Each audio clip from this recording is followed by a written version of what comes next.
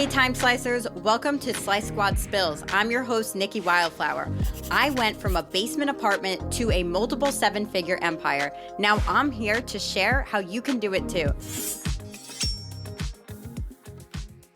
Hello, welcome back to the Slice Squad Spills podcast, season 3. This is part 2 of the first episode. So it's like 2 separate episodes, but it's really kind of amongst the same thing. And it's really making those shifts to get you from where you are now to multiple 6 figures, possibly even 7. So I'm here, Nikki Wildflower, back with my co-host, Jackie. Hi. Yeah. Hi. Ow. Hello. Sorry, your ears. Yeah, that was way too loud. Your ears, your heart. You were like, oh, ow, your chest. Jumpy. So the first step, which we talked about in the prior episode, was to be really specific on what you want and why you want it in order to actually make it happen. And this is where most people get tripped up. They don't take action. Like, it literally is that simple because they're scared. But here's the thing, like, you have to get moving. So when I first opened up that studio, obviously I went into debt to do it. I was already in debt. I went into more debt to do it. And I was terrified, so scared. But you commit to that first step because done is better than perfect. So if you wait for those perfect opportunities or those perfect circumstances, it's not going to happen. There's almost never a reason to wait to do something that you want to do. Do it now. Literally, do it now. It's always going to be scary, but you've got to get moving. So it's like not enough just to know what you want your outcome to be. You actually have to take that massive determined action to achieve it. Just the first step. So if you're wanting to go into your own space, take the first step. Go schedule a tour. If you have been wanting to invest in your education, go put a deposit down. If you have been wanting to learn something new, go seek it. Put yourself out there. Massive imperfect action. It's better to try and to fail because listen, like in this entrepreneurial journey, I have had more failures than I would care to admit. The thing is, I never get away from like what that goal is. And no matter how many times, like if you just keep swinging, you're gonna hit it. Like you just have to be okay with the idea that like I might fail and it's better if I actually try than not to try at all, because it is going to be like in this journey, it is going to be paved with some failures and you have to be willing to learn and grow from those failures. I've made plenty, so it can definitely be scary. It is. It just is.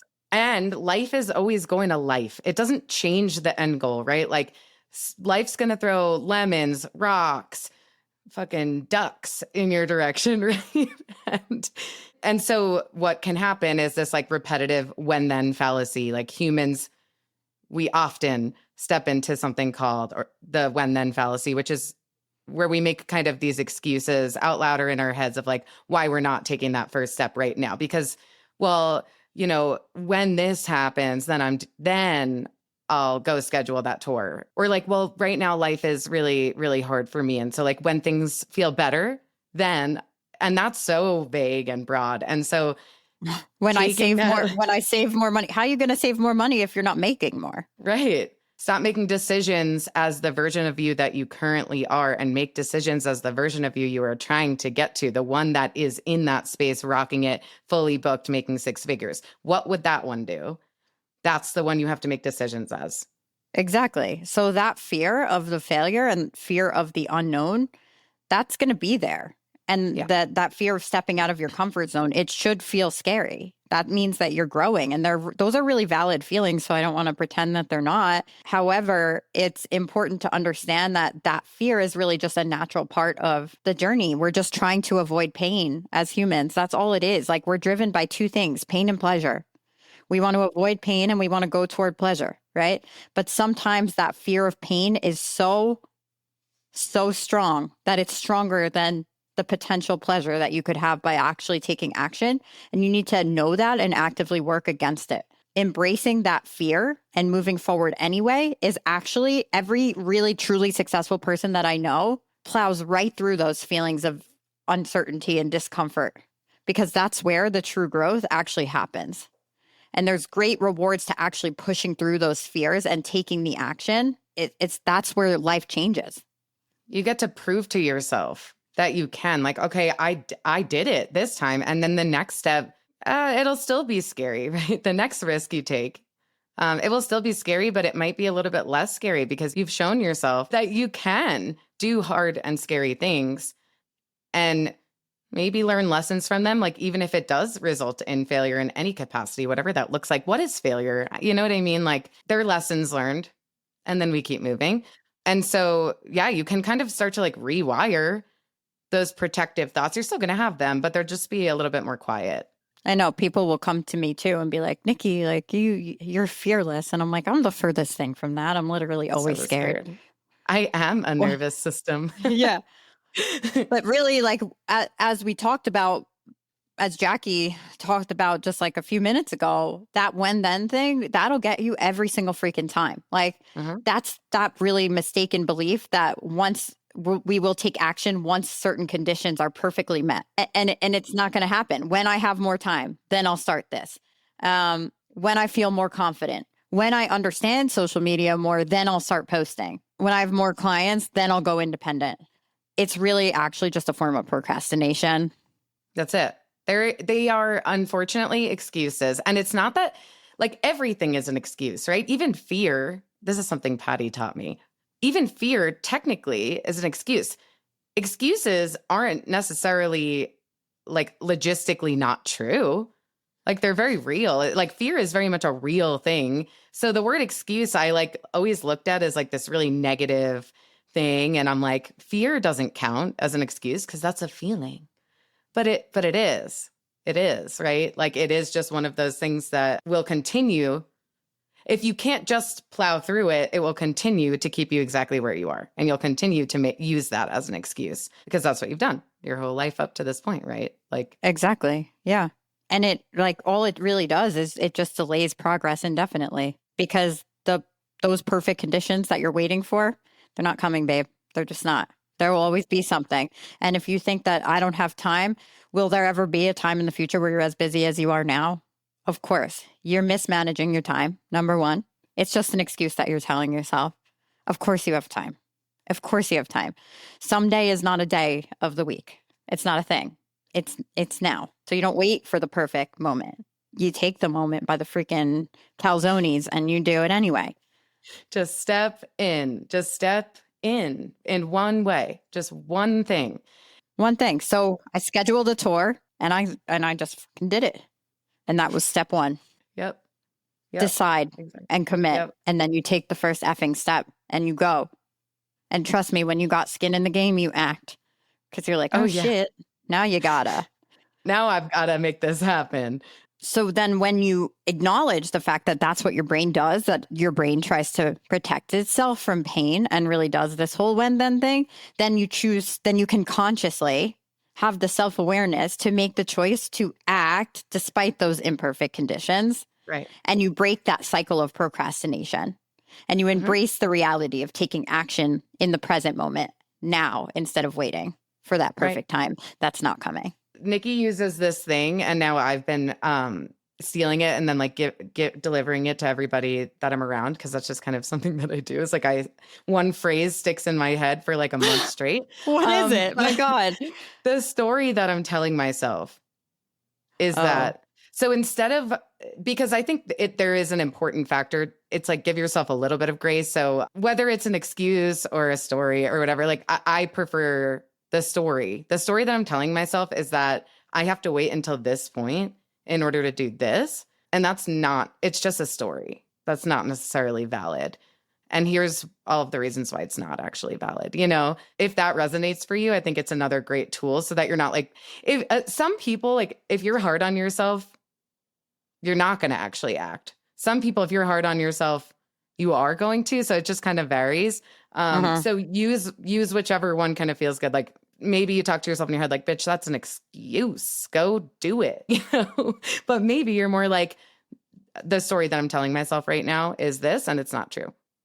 It's exhilarating, like overcoming those challenges and like just having that satisfaction of seeing your dreams actually come to fruition. Like every small step that you take before you're ready is going to bring you closer to that very tangible goal that we talked about before. So like I would reach out to potential clients even though I was scared shitless. I would post on social media even though I was scared shitless and I sucked at it because of course you fucking suck. You don't do it. Like you ever been good at something that you're doing for the first time? Congratulations. You're alone. Because like you're just not good at things that you start from scratch, but it's going to give you that momentum to taking action because it's really not that freaking scary at the end of the day. Rejection's really not the worst thing in the world. Being cringy on the internet is not the worst thing in the world.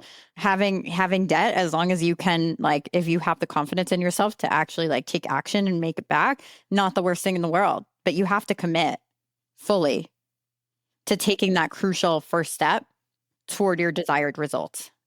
That's it. And that is what I hope that you gain out of this today is that do it. The thing that you're putting off, take the first step imperfectly. If you've been wanting to put out a course, your first course, you're going to look back in 5 years and it's going to suck. Okay. I look at my first courses and I'm like, that was a piece of shit. I can't believe people paid for that. But you know what? Like, if I don't feel that way again in 5 years, then I didn't grow in those 5 years. Yeah. So you'll get better and better. You will suck in the beginning. You're going to take action anyway. Then you won't suck as much. You'll still suck a little bit, but you'll suck less. And then eventually you won't suck. You'll be pretty neutral. And then you might even be good. And then someday you might even be an expert at the thing. Yep. So do it. Take that first step. Take action. The thing that you're scared to do, make it happen. Think to yourself, again, this 1 year goal, right? The big one, it's tangible. You broke it down. Now you're in your first initial action step. That's scary. And then another one follows that one. Another one follows that one. So everything that you do, that like first step, everything that you do, like, is this a step that is going to take me here? Yes? Okay. I need to do it then. Even if your brain says no, or even if your brain does when then.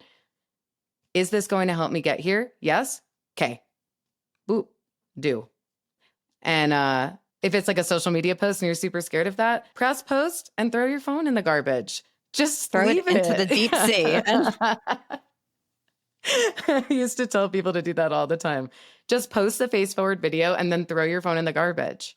You ever text someone that you were like scared to text, and then you just like throw your phone into the next room, and then you go and check it anyway because you're like, I gotta go get that phone. At all. Yeah. So I gotta go get that phone and see if they answered me. But with that being said, that's what I want you to get out of this. And if the first step was that you've been scared to take is, filling out that form and taking action in your career, do it. We can wait all you want, but like, if you're going to do it anyway, let's freaking boogie. Let's go. Let's go. Let's make you successful now. You mean fill out the application? Yes. Yes.